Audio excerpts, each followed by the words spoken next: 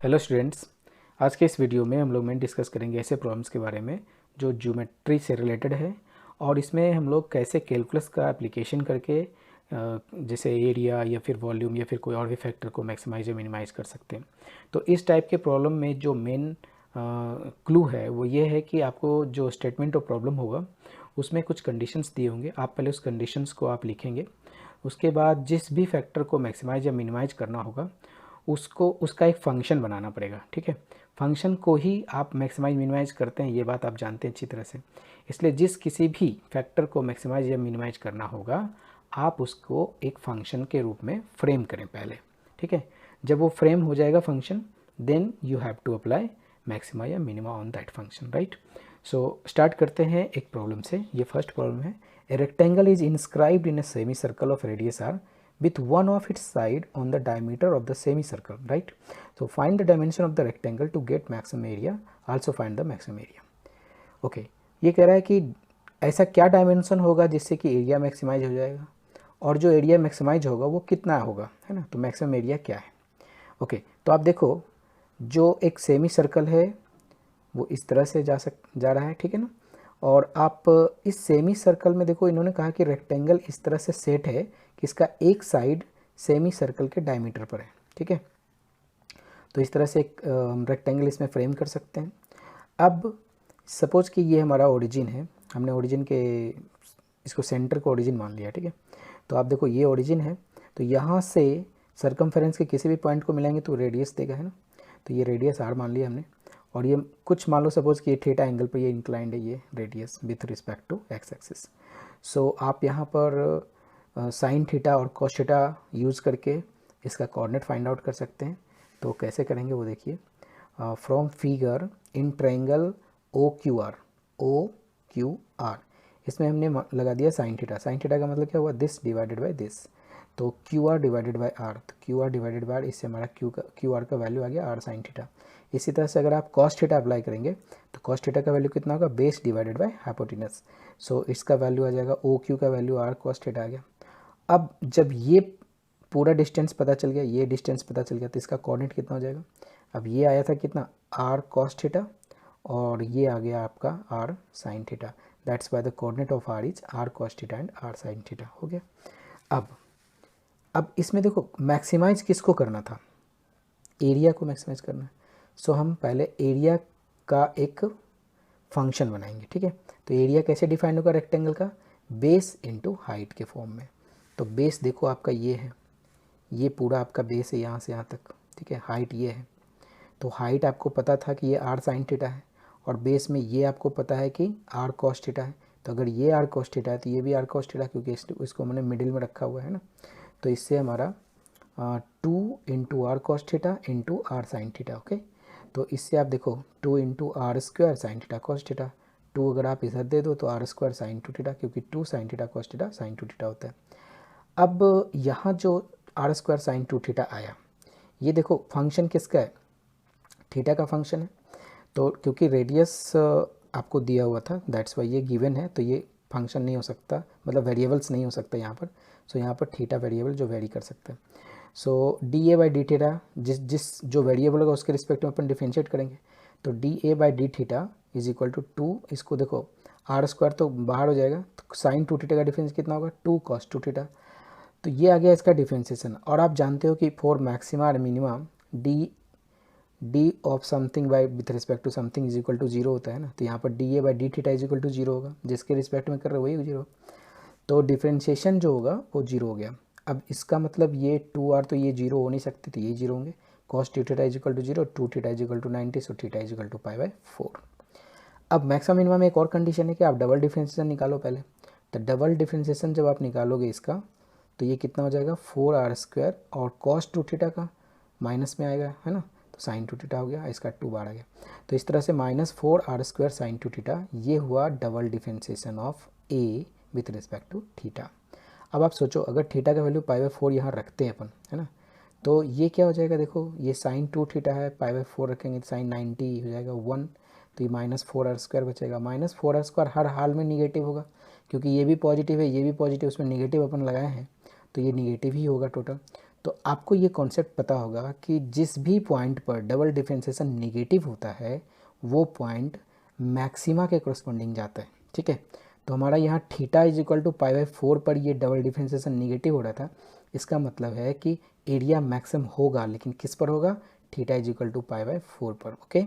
अब ये theta is equal to pi by 4 area के जो हमने फंक्शन बनाए थे उस फंक्शन में रख दो। जैसे ये एरिया का फंक्शन ये है आर स्क्वायर साइन 2 थीटा, तो यहाँ थीटा का वैल्यू जब हम पाई बाई 4 रखेंगे तो कितना हो जाएगा, ये हो जाएगा R square sine 2 into pi by 4, ये आपको 90 बता देगा, तो ये 1 हो जाएगा, डायरेक्ट सीधा आर स्क्वायर आ गया ना।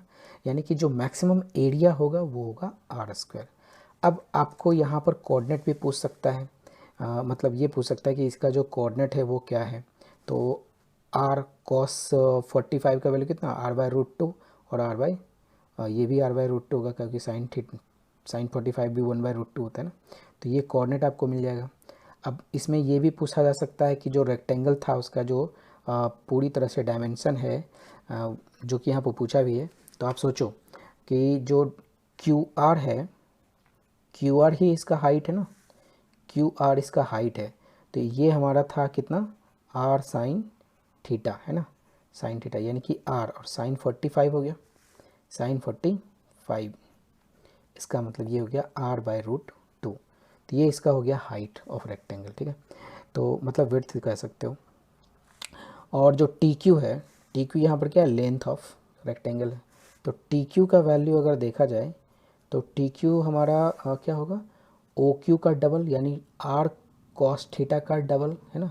तो आर कॉस थीटा का डबल मतलब 2 इंटू आर कॉस थीटा, तो 2 इंटू आर का वैल्यू कितना है, वो तो आर के फॉर्म में रहेगा, कॉस 45। तो ये आपको देखो क्या हो गया, 2r इंटू 1 बाई रूट 2, यानी कि आर रूट 2। तो डायमेंशन भी आपको पता चल गया, इस रेक्टेंगल का लेंथ कितना है और विड्थ कितना है, ठीक है। ओके, तो पूरी तरह से हम लोग इसको समझ गए होंगे शायद। अब देखो दूसरा क्वेश्चन क्या है। दूसरा क्वेश्चन इसका ये है कि the length of the perimeter of A sector of circle is 20 centimeter. Length of perimeter of a sector is 20 centimeter. Give an expression for the area of the sector in terms of r, radius of the circle, right? Hence find the maximum value of the sector. अभी क्या है, एक circle दिया हुआ है आपको और इस सर्कल में एक सेक्टर है, ये जो सेक्टर है ना AOB, ये तो इसका पेरीमीटर है 20 पेरीमीटर, इसका मतलब this distance plus this distance plus this distance, ये पेरीमीटर होगा इस सेक्टर का। तो इस सेक्टर का वैल्यू यहाँ पर दिया हुआ है 20 सेंटीमीटर, ठीक है, 20 सेंटीमीटर, ओके। तो आप सोचो, तो गिवन कंडीशन यहाँ क्या हुआ, गिवन कंडीशन यही हुआ कि r plus L is equal to 20 centimetre. तो देखो 2r plus L equals to 20 centimetre, ठीक है। अब मान लो कि इसके बीच का एंगल कितना है, थीटा है, ये अपन मान लेते हैं थीटा रेडियन में। तो एरिया को ही अपने को मैक्सिमाइज या मिनिमाइज करना था, वही पूछ रहा है, find the maximum area of the sector. तो गिवन कंडीशन ये है और फाइंड करना है एरिया का मैक्सिमम वैल्यू। तो सबसे पहले एरिया का फंक्शन बनाओ। तो एरिया इज इक्वल टू क्या हो जाएगा, एरिया का मतलब इसका एरिया ऑफ सेक्टर है ना, एरिया ऑफ सेक्टर। तो एरिया ऑफ सेक्टर कितना होता है, half into R square into theta, R square, theta को क्या लिख सकते थे अपन, एल बाई आर लिख सकते हैं। अगर ये थीटा है और ये एल है, ये आर है, तो क्या theta is equal to L by R लिखते हैं। तो जहाँ जहाँ थीटा था वहाँ एल बाई आर रख देते हैं। तो देखो एक आर से आर कैंसिल हो गया, तो हो गया half into L into R. अब आप सोचो, ये जो लेंथ था वो गिवन कंडीशन से आर के टर्म में हम निकाल सकते हैं, ठीक है। मतलब जो फंक्शन बनाते हैं हम लोग, जिसका डिफ्रेंशिएशन करना है, यानी कि जिसको मैक्सिमाइज मिनिमाइज करना है, उसमें एक सिंगल वेरिएबल में कन्वर्ट करना है। यानी यहाँ पर देखो वेरिएबल कौन कौन था, एक तो तुम्हारा थीटा था, एक एल था, सॉरी आर था।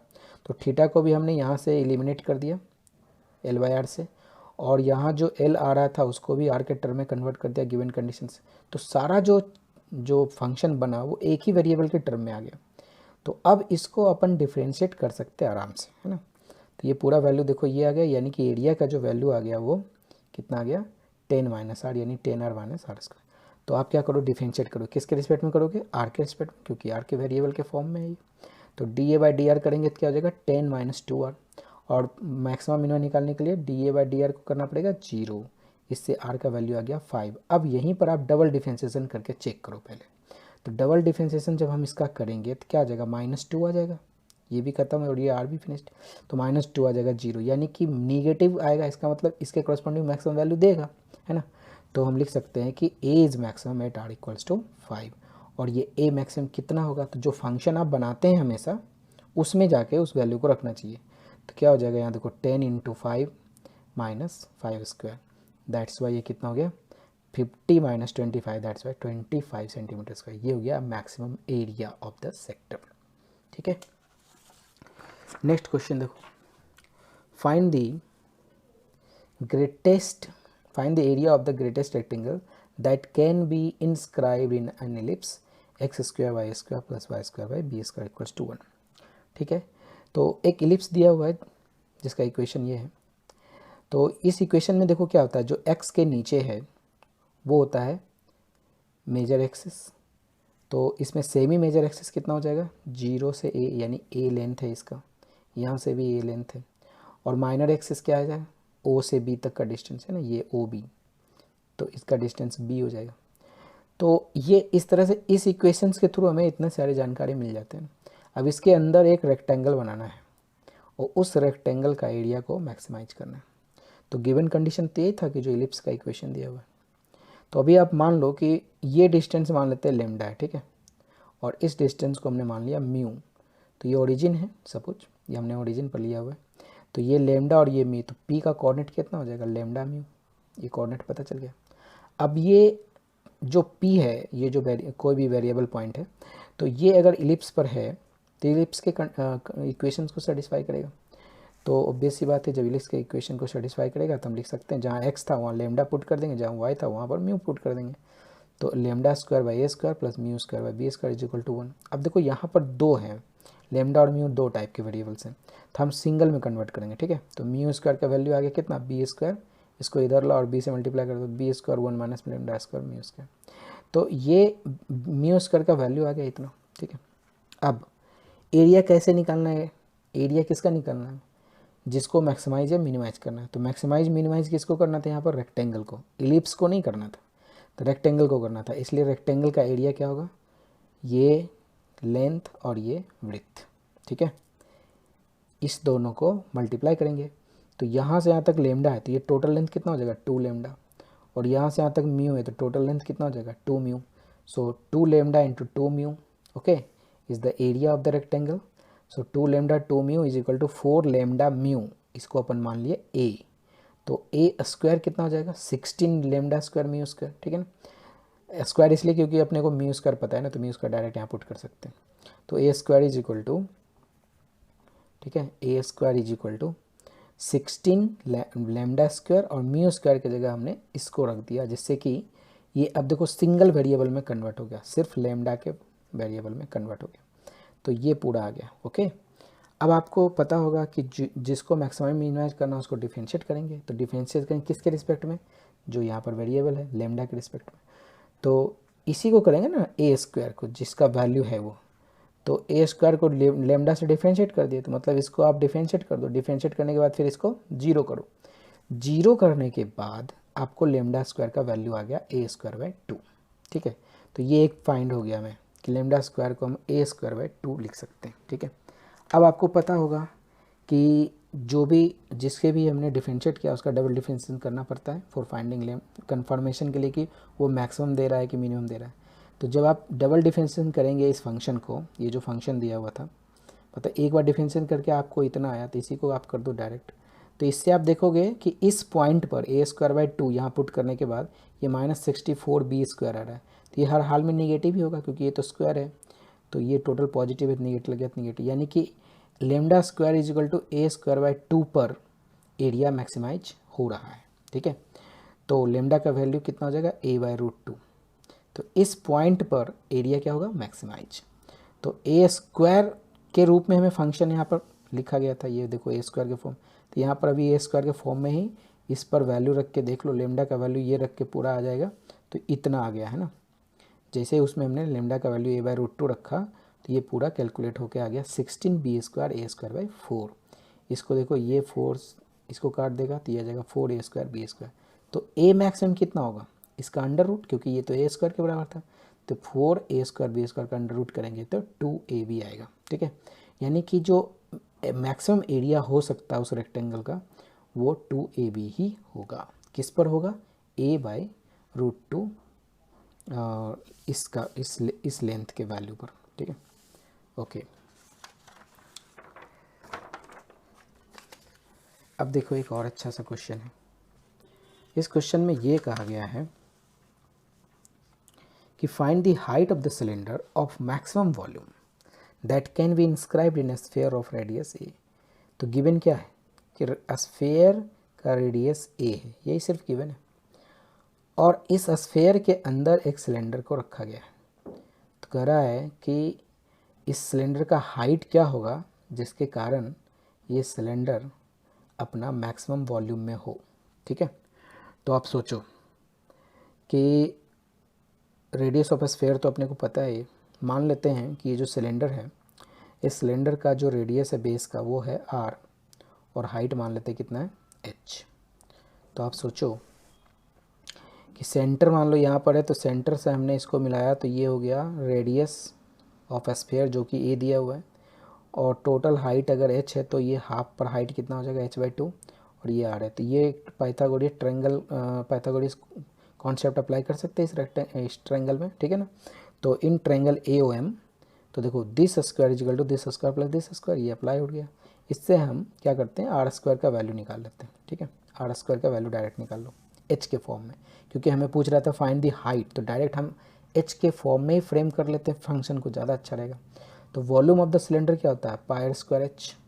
तो r² का वैल्यू आप यहाँ से पुट कर सकते हो यहाँ पर, है ना। तो ये देखो पूरा फंक्शन h में आ गया ना, तो देखो सिंगल वेरिएबल में आ गया, फंक्शन बन गया हमारा वॉल्यूम का। अब फंक्शन को ही तो डिफरेंशिएट करते हैं मैक्सिमम मिनिमम के लिए, तो इसको डिफरेंशिएट करेंगे विथ रिस्पेक्ट टू h, क्योंकि ये h का फंक्शन है। तो वॉल्यूम ये है, तो dv/dh निकाल लिए, और dv/dh को करेंगे पहले 0, क्योंकि मैक्सिमम मिनिमम निकालना है मुझे कुछ भी। तो इसको 0 करोगे तो इससे तुम्हारा h का वैल्यू आ गया इतना। अब ये मैक्सिमा के करस्पॉन्डिंग है कि मिनिमा के करस्पॉन्डिंग है, ये कौन बताता है, डबल डिफरेंशिएशन।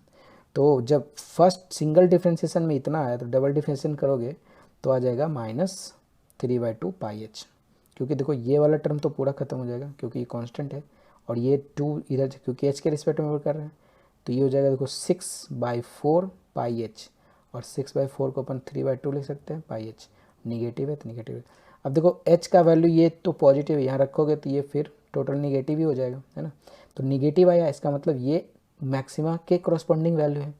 तो हम लिख सकते हैं कि v is maximum at h is equal to 2a/√3। यही क्वेश्चन पूछ रहा था कि find the height of the cylinder of maximum volume. तो हाइट इस समय कितना है, 2a/√3। This is the height of the cylinder. Next question, so that the semi-vertical angle of the cone of maximum volume and of given slant height is इतना। मतलब इसमें ये कहा गया कि आपके पास एक कोन है, इस कोन का स्लेंट हाइट L है। ठीक है, स्लेंट हाइट इसको बोलते हैं ना। तो L क्या है वो दिया नहीं है एक्चुअली, आप मान लो, क्योंकि ये कंडीशन है कि इसमें ये दिया हुआ है, तो मान लेते हैं L दिया हुआ है।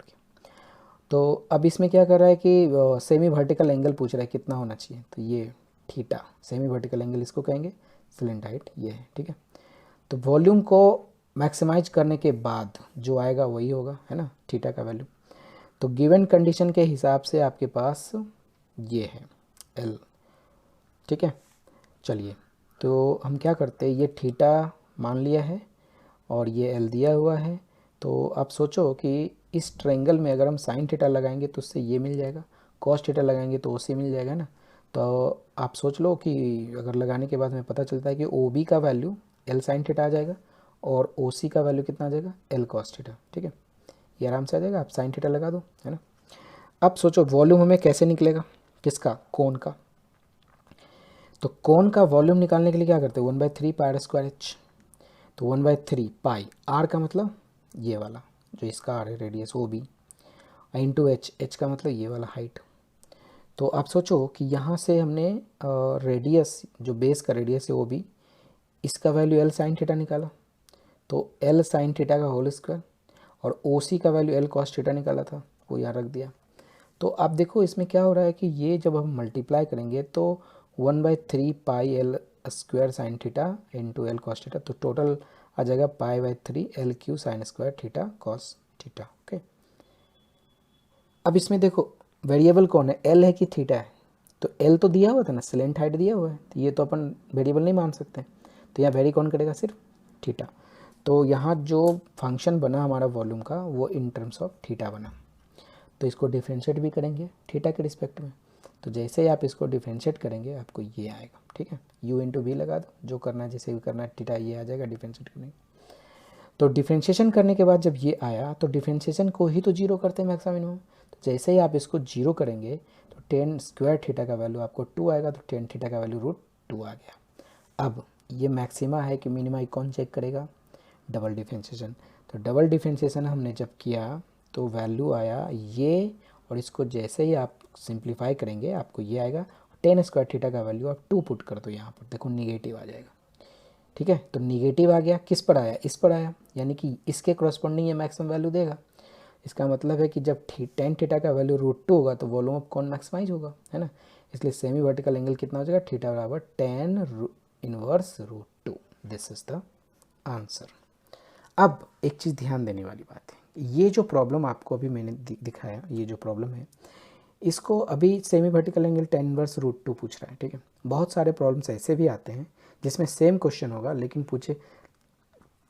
पूछेगा कि थीटा का वैल्यू कॉस इनवर्स 1/√3 पुट करें, प्रूफ करें, या ऐसे पूछ सकता है कि थीटा का वैल्यू साइन इनवर्स √2/3 प्रूफ करें। तो इसमें देखो कैसे होता है, ये जो टेन थीटा ये है, ये अगर आप थीटा मान लो तो टेन थीटा का वैल्यू √2 आ रहा है ना। तो आप देखो एक ट्रायंगल बनाओ, तो थीटा यहाँ पर है तो इसको यहाँ √2 होगा तभी तो टेन थीटा का वैल्यू √2/1 होगा तो √2 हो जाएगा। तो ये परपेंडिकुलर और बेस दिया हुआ तो ये आ जाएगा √3। अब यहाँ पर अगर कॉस थीटा लगाओ तो कितना हो जाएगा, दिस बाई दिस, यानी कि थीटा का वैल्यू कॉस इनवर्स 1/√3 आएगा। और अगर साइन लगाओगे तो दिस बाई दिस होगा, यानी कि थीटा का वैल्यू साइन इनवर्स 2/, यानी कि टेन इनवर्स √2 का जो वैल्यू है वो कॉस इनवर्स 1/√3 के बराबर है, या साइन इनवर्स √2/3 के बराबर है, यानी ये सब सेम एंगल है ना। तो इसलिए कोई जो प्रॉब्लम्स आपको देंगे ना स्टेटमेंट में, ज़रूरी नहीं कि आपको बोलेगा एक्सलेंट इसका जो सेमी वर्टिकल एंगल है वो टेन इनवर्स √2 प्रूव करें, ये भी पूछ सकता है कि इसको आप कॉस इनवर्स 1/√3 प्रूव करें, है ना, डायरेक्ट। तो आप वहाँ पर ये ध्यान रखना कि अगर मैंने यहाँ पर सिर्फ टेन इनवर्स √2 करके बताया तो ज़रूरी नहीं है कि इसी फॉर्मेट में आपको पूछा जाएगा, हो सकता है इस फॉर्मेट में इस फॉर्मेट में भी पूछा जाए, ठीक है। ओके, नेक्स्ट क्वेश्चन देखो। नेक्स्ट क्वेश्चन ये है कि ये बहुत इंपॉर्टेंट है, बहुत जगह आया हुआ है एग्जाम में। वैसे जितना भी मैंने डिस्कस किया वो लगभग बहुत बार किसी न किसी एग्जाम में पूछा हुआ है, दैट्स वाई इसको अपने को जानना बहुत ज़रूरी है क्योंकि ये बार बार पूछे जाते हैं। Show that the volume of the greatest cylinder which can be inscribed in A cone of height h and semi vertical angle alpha is this, ठीक है। यानी कि मैक्सिमम वॉल्यूम ये प्रूफ करना है अगर किसी कोन के अंदर एक सिलेंडर को फिट किया गया, ठीक है।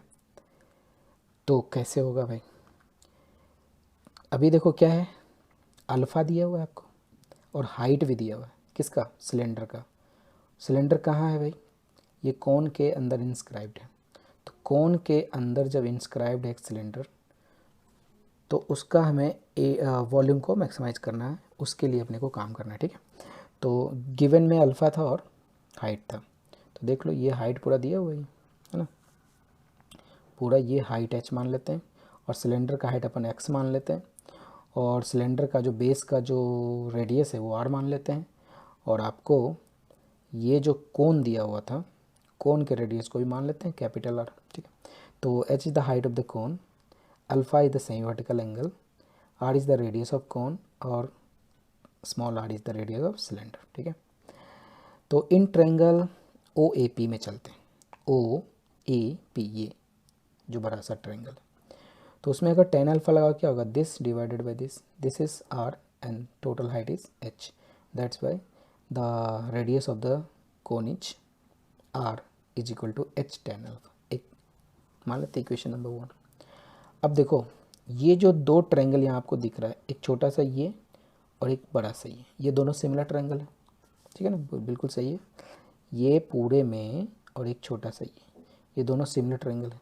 तो सिमिलर ट्रायंगल का प्रॉपर्टी लगा दो, तो क्या लगाओगे, this divided by this is equal to this, ठीक है, डिवाइडेड बाई टोटल। तो x बाई एच, एक्स बाई, ऐसे भी लिख सकते हो, इन्होंने क्या किया, x बाई एच किया, ठीक है, और इस हाइट को मान लिया h माइनस, क्योंकि देखो यहाँ से यहाँ तक x है और टोटल h है, तो यहाँ से यहाँ तक हाइट कितना होगा, h माइनस एक्स ही तो होगा, ठीक है। तो h minus x divided by h। अब हम यहाँ से फाइंड आउट क्या करेंगे, x का मान लो, कोई एक वेरिएबल को निकाल लेते हैं, x का वैल्यू हमने मान लिया, तो यहाँ से फाइंड आउट करोगे x का वैल्यू, तो h 1 minus R by R आ गया, ठीक है, ओके। तो वॉल्यूम किसका मैक्सिमाइज करना है अपने को, सिलेंडर का। तो चलो भाई सिलेंडर का वॉल्यूम करते हैं, पाई आर स्क्वायर एच होता है, ठीक है। तो पाई आर स्क्वायर एच का मतलब height of cylinder, height of cylinder कितना हमने माना था, एक्स माना था ना, तो इसलिए यहाँ पर एक्स लिखा है, और ये एक्स का वैल्यू हम यहाँ से रिप्लेस करेंगे एच के फॉर्म में। तो ये हो गया इतना, तो यहाँ पर हो गया पाई एच और आर स्क्वायर को अंदर कर देते हैं, ठीक है। अब सोचो कि एच तो गिवन था ना, हाइट ऑफ द, हाइट तो दिया हुआ था कौन का, है ना, वही एच था। तो इस समय जो आपके पास ये जो फंक्शन दिख रहा है, इसमें देखो ये कांस्टेंट, ये कांस्टेंट, सिर्फ वेरिएबल कौन है, स्मॉल आर, क्योंकि ये भी गिवन कौन है, तो इसका मतलब ये भी गिवन है। तो यहाँ पर सिर्फ और सिर्फ एक ही वेरिएबल है, वो है स्मॉल आर। तो भी जब इस फंक्शन को आप डिफ्रेंशिएट करोगे तो किसके रिस्पेक्ट में करोगे, स्मॉल आर के रिस्पेक्ट में करोगे। तो एक बार डिफ्रेंशिएट किया, आपको ये आया। तो डिफरेंशिएशन करने के बाद हमारा क्या टारगेट होता है, फिर जीरो करते हैं, जीरो करने से हमें एक रिलेशन आ गया कैपिटल आर और स्मॉल आर में। बहुत सारे प्रॉब्लम्स में यही पूछा जाता है कि प्रूव दैट कि जो रेडियस ऑफ सिलेंडर है वो 2/3 ऑफ रेडियस ऑफ कोन होगा, ऐसा भी पूछता है। तो यहाँ पर उसका सॉल्यूशन है, ठीक है। और ऐसा भी पूछता है बाद में कि prove that the height of the cone is 1/3 the height of the, sorry, height of the cylinder is 1/3 of the height of कौन, ये भी पूछ सकता है ना। तो ये दोनों देखो अपने आप यहाँ से निकल के आ रहा था। अच्छा, अब हमें तो मैक्सिमाइज करना है वॉल्यूम को, है ना। तो देखो अभी तो ये सिर्फ आया कि इस पॉइंट पर ये dv by D T zero आ रहा था, dv by D R zero आ रहा था। तो मैक्सिमम है कि मिनिमम, ये तो पता लगाने के लिए डबल डिफरेंशिएशन करना पड़ेगा। तो डबल डिफरेंशिएशन आप करो और उस पॉइंट पर r का वैल्यू 2/3 r पर इसका वैल्यू चेक करोगे तो -2 पाई h आएगा, जो कि निगेटिव है, ठीक है। तो हम समझ गए कि इस पॉइंट पर वॉल्यूम जो है क्या होगा, मैक्सिमम होगा। तो मैक्सिमम वॉल्यूम कितना होगा, तो आर का वैल्यू आप पुट कर दो यहाँ से 2/3h, और एक्स का वैल्यू जो हमने यहाँ पर निकाला था h/3, वो भी यहाँ पर रख दो। तो ये सब को जैसे मल्टीप्लाई करोगे आप तो आ जाएगा 4 pi by 27 r square h, ठीक है। अब सोचो आर तो हमने माना था ना, गिवन कंडीशन में तो था नहीं, तो हमें तो सिर्फ गिवन कंडीशन में एच दिया हुआ था। तो इस आर को हम रिप्लेस कर देंगे एच के फॉर्म में, क्योंकि अपने को आर जो है वो एच के फॉर्म में पता है ना, एच के फॉर्म में पता है। तो एच का वैल्यू हमने रख दिया कितना, सॉरी आर का वैल्यू कितना रख दिया, h10 अल्फ़ा। तो h10 अल्फ़ा इसका वैल्यू रख दो, तो ये आ गया टोटल ये। अब देखो ये जो फाइनल आंसर है वो किस किस के फॉर्म में आया, एच के फॉर्म में और अल्फ़ा के फॉर्म में। और यही दो चीज़ स्टेटमेंट ऑफ प्रॉब्लम में दिया हुआ था, एच दिया हुआ था और सेमी वर्टिकल एंगल दिया हुआ था। तो एक बात का ध्यान रहना चाहिए सभी को कि जिस समय हम जो प्रॉब्लम सॉल्व करते हैं, है ना, तो उस समय हमारा जो फाइनल आंसर आना चाहिए वो उसी के टर्म में आना चाहिए जो क्वेश्चन में दिया हो, जो भी, ठीक है। जैसे यहाँ पर एच और अल्फ़ा दिया हो तो फाइनल आंसर में सिर्फ एच और अल्फ़ा ही दिखना चाहिए, दूसरा कोई भी वेरिएबल नहीं दिखना चाहिए, ठीक है, ओके। अब देखो नेक्स्ट क्वेश्चन, ये भी बहुत अच्छा क्वेश्चन है। Find the volume of the largest cone that can be inscribed in a sphere of radius r. मतलब एक स्फीयर है, उस स्फीयर के अंदर एक कोन रखा गया। अब कह रहा है कि उस कोन का सबसे लार्जेस्ट वॉल्यूम क्या हो सकता है, ठीक है, सबसे लार्जेस्ट वॉल्यूम क्या हो सकता है। तो यहाँ पर देखो गिवन क्या था, रेडियस ऑफ स्फीयर, यानी रेडियस ऑफ स्फीयर को आप आर लेके चल सकते हैं, ठीक है। और हमको मैक्सिमाइज किसको करना है, वॉल्यूम को मैक्सिमाइज करना है। तो हमारा फंक्शन किस में बनाना चाहिए, वॉल्यूम के टर्म में, ठीक है, वॉल्यूम का फंक्शन बनाना पड़ेगा। तो आपको देखो मैंने सिर्फ आर दिया हुआ था, तो ये पूरा स्फेयर है और इसके अंदर हमने एक कोन को रखा। तो ये देखो सेंटर है सपोज, तो सेंटर से सर्कमफेरेंस के बीच का जो डिस्टेंस वही तो रेडियस होगा, रेडियस हो गया, ये रेडियस तो ये भी रेडियस, क्योंकि ये भी वही बात है। अब इसमें कुछ हम लोग अपने मन से मान लेते हैं कि यहाँ से यहाँ तक का जो हाइट है वो x है और पी को जो रेडियस है, कोन का जो बेस का जो रेडियस है वो r है, ठीक है, वो यहाँ पर डिस्क्राइब किया हुआ है। तो अभी आप सोचो कि अगर हम x का वैल्यू निकालें तो क्या निकाल सकते हैं, टोटल हाइट कितना है, टोटल हाइट मान लेते हैं कि ये टोटल हाइट h है, ठीक है, किसका, कोन का हाइट। तो इस कोन के हाइट में अगर हम r माइनस करते हैं तो ये x मिल जाएगा, तो यहाँ से ये मिल गया हमें h माइनस आर। अब इस ट्रायंगल में देखो क्या है, this square plus this square is equal to this square, तो वो हमने अप्लाई कर दिया। इससे हमें स्मॉल आर स्क्वायर का वैल्यू निकल के आ जाएगा in terms of capital r h, ठीक है, ये आ गया। ओके, यहाँ पर आप x का वैल्यू यहाँ से रख दो, फिर इसको सॉल्व करो, ये आ गया 2HR माइनस एच स्क्वायर, ये आ गया इसका वैल्यू। अब वॉल्यूम ऑफ कोन क्या होता है, 1/3 पाई स्क्वायर एच, तो r का वैल्यू तो हम यहाँ से रिप्लेस कर सकते हैं, इस टर्म में आ गया। तो ये टोटल देखो, टोटल जो फंक्शन आया वो h के टर्म में आ गया, क्योंकि r तो गिवन था, ये तो अभी कांस्टेंट है, सिर्फ वेरिएबल कौन यहाँ पर माना जाएगा, h को, तो सिंगल वेरिएबल के टर्म में आ गया वॉल्यूम, है ना। तो फंक्शन अपने को मिल गया वॉल्यूम का। अब इसी फंक्शन को अपने को क्या करना है, डिफ्रेंशिएट करना with respect two variable, variable is h, so dv/dh निकालना है। सो π/3 हो गया 4RH माइनस 3h स्क्वायर, इसको आप डिफ्रेंशिएट करें, ये आ गया। अब मैक्सिमम मिनिमम करने के लिए क्या करता है, पहले तो अपन dv/dh जीरो करेंगे, जिसे जीरो करेंगे इस टर्म को जीरो करेंगे, यहाँ से h का वैल्यू 4r/3 आ गया। अब ये 4r/3 मैक्सिमम के जाएगा कोरस्पॉन्डिंग की मिनिमम, ये कौन बताएगा, डबल डिफरेंशिएशन। तो आप डबल डिफरेंशिएशन करो इस फंक्शन का, एक बार हो चुका है, एक बार और कर दो तो इसको, तो इसका वैल्यू ये आएगा। और इस पॉइंट पर आप चेक करके देखो तो पता चलेगा कि ये वैल्यू जो आ रहा है निगेटिव आ रहा है, ठीक है। इस पॉइंट को जैसे यहाँ h का वैल्यू रखोगे आप निगेटिव देखो, तो ये निगेटिव हो गया कौन, dv/d2v/dh2, मतलब d2v/dh2, तो ये निगेटिव आ गया। तो इसका मतलब ये हुआ कि h का वैल्यू 4r/3 पर ये मैक्सिमम वैल्यू देगा वॉल्यूम, ठीक है। तो मैक्सिमम वॉल्यूम कितना होगा, तो v max is equal to, जो वॉल्यूम का जो आपने फंक्शन बनाया था वो फंक्शन आपने इतना बनाया था, ठीक है, ये वाला वॉल्यूम का फंक्शन।